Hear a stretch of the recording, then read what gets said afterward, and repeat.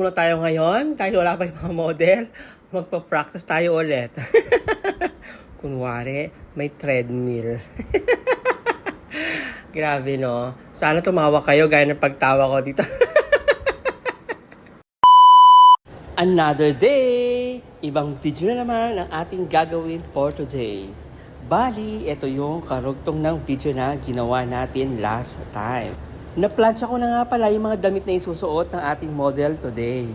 Medyo marami-rami ito at dalawang model ang mag-shoot ngayon. Kaya ni-ready ko na para mamaya isusuot na lang nila at para mabilis din kaming matapos. Nilalagyan ko na nga pala ng packaging tape ang lalim ng sapatos para iwas gasgas at iwas multa. Hehehe, syempre, kailangan mag-ingat.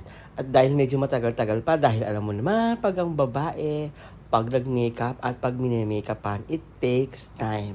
At sakto lang dahil napakadaming sapatos na lalagyan at kailangan lagyan ng packaging tape sa ilalim. O, diba? Busy ang person. Want to help? Come to Dubai. Maya-maya nga lang, natapos na ako maglagay ng mga tape sa ilalim ng mga sapatos. At eto rin yung mga bag na gagamitin nating mga accessories para makumpleto ang outfit ng ating mga model. Ayun, piling model muna tayo ngayon dahil wala pa yung mga model.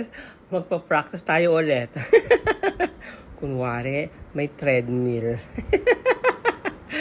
Grabe no. Sana tumawa kayo gaya ng pagtawa ko dito. This is it! Meet our first model, Miss Pamela from Philippines. Store supervisor, aka model for today's video. Di ba? Ang ganda ni Miss Pam.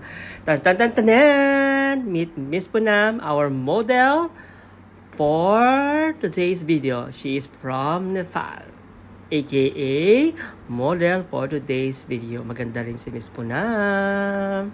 And that's all for today's video. Tapos na po kami gumawa ng reels at mag-tutorial. Grabe, ang gaganda nilang dalawa.